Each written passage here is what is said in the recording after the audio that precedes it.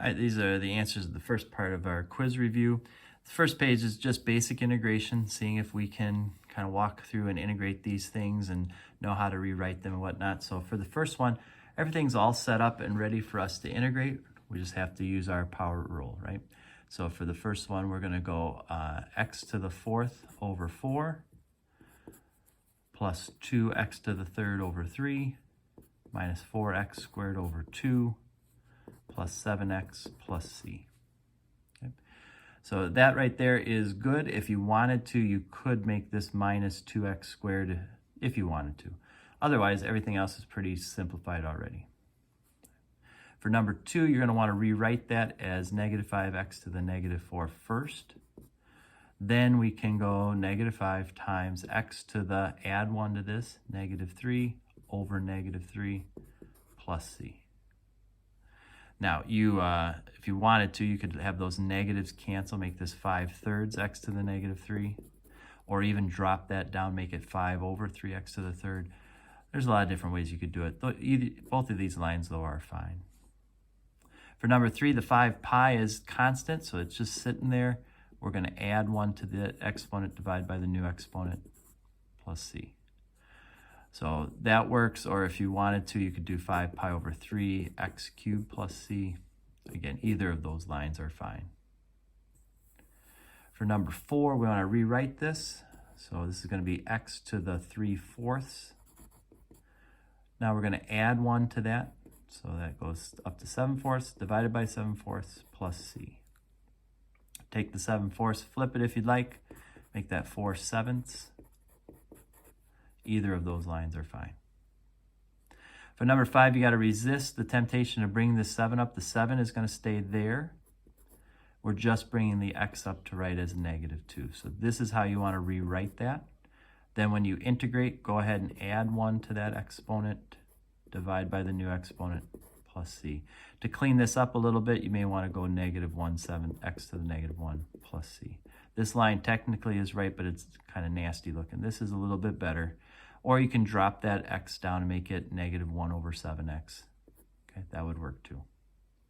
On this one, we want to work that out first. So this will be 1 over 7 squared, 49, x squared dx. Then let's bring that x up. So we're going to have 1/49 x to the negative 2 dx. Okay.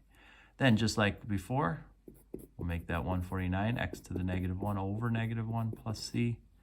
And maybe to make it look a little cleaner, write it like that. Either of those lines work though. For number 7, we need to do a little bit of reworking here. So this is really more about algebra at this point. If we were to combine here, this is x to the first times x to the 1/3. That's going to give us x to the 4/3 on the bottom. And then when we bring it up, it'll give us x to the negative 4/3. Again, that's x to the first and x to the 1/3 put together and then brought up. Now we're going to add 1 to that exponent, which will give us negative 1/3 over the new exponent, negative 1/3 plus c. This is technically correct and would work. If you flip this around and bring it up top, you'll get negative 21 x to the negative 1/3 plus c, which also works. 18 is kind of set up. We just might want to rewrite that as x to the 1/2 before we get going. Now let's go ahead and integrate all those pieces. So this is going to be 15x minus 3x to the third over 3 minus x to the 3/2 over 3/2 plus c. That works. That is correct. If we want to do a little simplifying though, 15x, the 3's cancel, so maybe minus x to the third, and then maybe that flips over. That looks a little bit cleaner. Either one of these lines is good though, okay? This one we need to FOIL out first. So 2x squared minus 7 times itself will give you 4x to the 4th minus 28x squared plus 49. Now go ahead and integrate the pieces. So we're going to have 4x to the 5th over 5 minus 28x to the 3rd over 3 plus 49x plus c. And there really is no way to simplify that, so I'd say that's pretty good right there. Number 10, we have the integral of 5 sine. So that's going to be 5 times the integral of sine. When you write cosine down, again, take a second, take the derivative of that, make sure you get back to here. The derivative of cosine is negative sine. So if I were to take the derivative of this, I would get negative 5 sine, which is not what I want. So I need to have a negative here to kind of counteract that negative that will come out of there. Minus 3, and then we have secant squared, and so the integral of secant is tangent. The reason for that is because the derivative of tangent is secant squared. Okay, and then plus c. So again, whatever I write down, if I take the derivative of it, it should get me right to there. And then we don't have a quotient rule for integrating, so what you need to do is divide that out, and we're going to have 2 x squared over x to the 5th will give us x to the negative 3, minus 4 x to the 1st, x to the 5th will give you x to the negative 4th, minus 7, and then bring that up, it'll be x to the negative 5th dx. Okay, so let's go ahead and integrate these. So this is going to be 2x to the negative 2 over negative 2, minus 4x to the negative 3 over negative 3, minus 7x to the negative 4 over negative 4 plus c.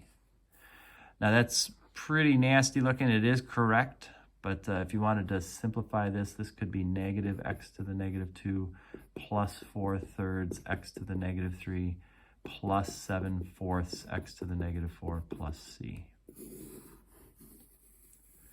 And that'd be our answer.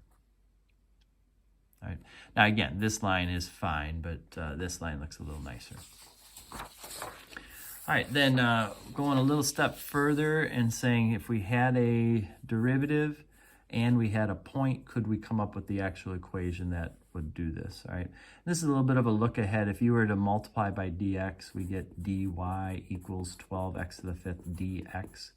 When we get to chapter 6, we'll talk about differential equations, and what you do now is you integrate both sides. The integral of dy will give you y. The integral of this will give us 12x to the 6 over 6 plus c. Technically, there's a plus c over here, but since they're both constants, when you subtract one away, it stays a constant. So we just list it on one side. We don't need to list it on everything. All right, now, what we want to do is we want to plug the point 1, 2 into this and see what c equals. So if I put 2 in for y and 1 in for x, I'm going to get 12 divided by 6, which is 2 times 1 to the 6 plus c. 2 equals 2 plus c. I end up with c equal to 0. So my equation then will be y equal 2x to the 6. That's the equation that if I took the derivative of it would give me this and includes that point. All right, so something similar down here. I've got a derivative equal to 2x to the square root of x. I want to integrate that back up to f of x and see what that constant value would be. So we're going to integrate 2 square root of x, or 2x to the 1/2. So that when we do that, we're going to get 2x to the 3/2 over 3/2 plus c. It might be easier for us to simplify that first. So f of x is going to be 2 times 2/3, so that's 4/3 x to the 3/2 plus c. So that's our generic f of x. Now, let's put 4 in for x and set it equal to 12 and see what c equals. So I get 4/3 times 4 to the 3/2. Okay. Now 4 to the 3/2, don't be intimidated. The half means square root, so square root of 4 is 2. 2 to the 3rd power is 8. 8 times 4 is 32 thirds. All right. Then if I were to subtract that over here, I have 12, which is 36 thirds, minus 32 thirds equal to c, so we end up with 4/3 as our c value. So now we can put that right there for the c. F of x equals 4/3 x to the 3/2 plus 4/3. That's the function that if I took the derivative of it would give me 2 square root of x, and if I were to put 4 into it would give me 12 as an answer. So that's part 1. We'll do part 2 in just a second.